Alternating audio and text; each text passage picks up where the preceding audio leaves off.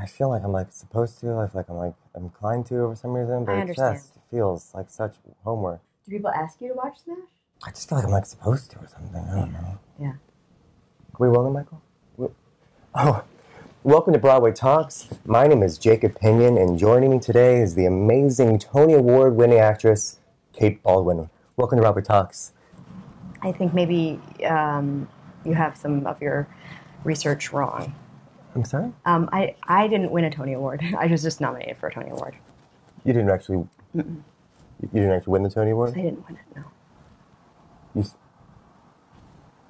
I'm sorry. Can you just that Tony Award? Can you tell me? I thought we were interviewing. I've never seen her before. Wasn't she in the original Chicago?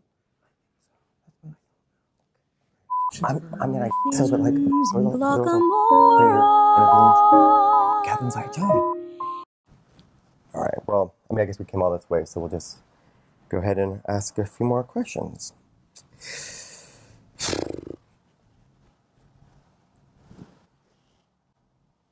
So you did not win the Tony. Catherine Zeta-Jones. But she was in the original Chicago, so that's... Not the original one. Mm-hmm. The original stage production? The original movie that they based the stage production on. Yeah, she was. You co-starred in Pinion's Rainbow with Cheyenne Jackson. Yes. That's a funny name, right? It's unusual, yeah. It'd be like naming your son Pepper. We had a dog named Pepper. You did? Once. Pepper died, actually. Which brings us to our first teachable moment. Pepper's ghost is an illusion invented by John Henry Pepper in the 1800s, and it's commonly used in theatrical productions, haunted houses, and even in Disneyland today. Shining a light directly on the object and having a piece of glass tilted at an angle, it'll project the shined image back in a ghostly kind of fashion.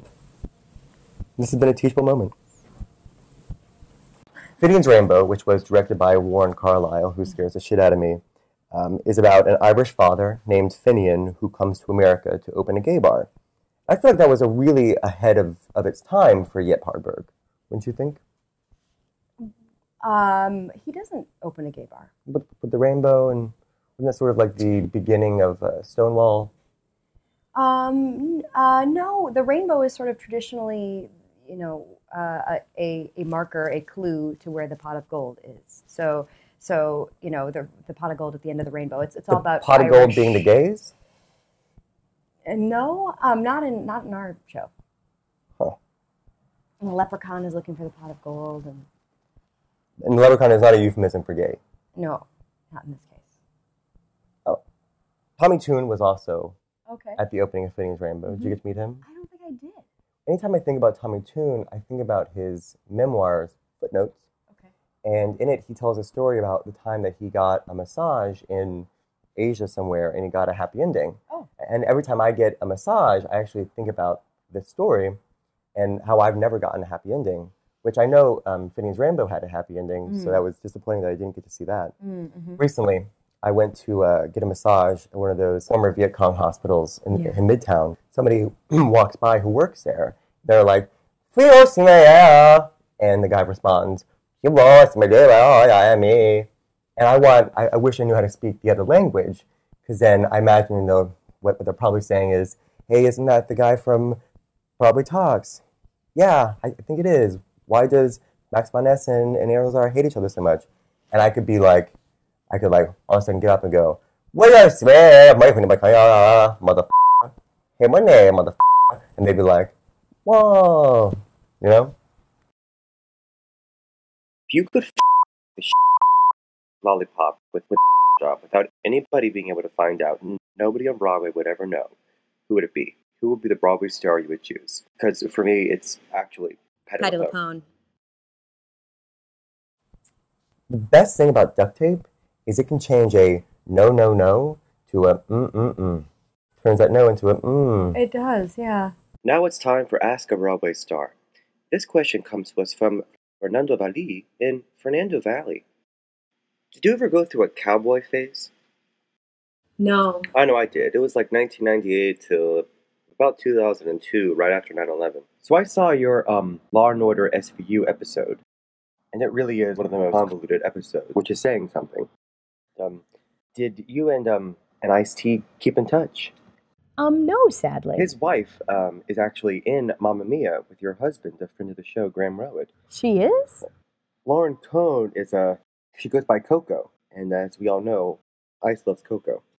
I think Ice loves a different Coco. It's a different Coco. It's not the Coco that's in Mamma Mia. That would make sense because she looks really different from on the show.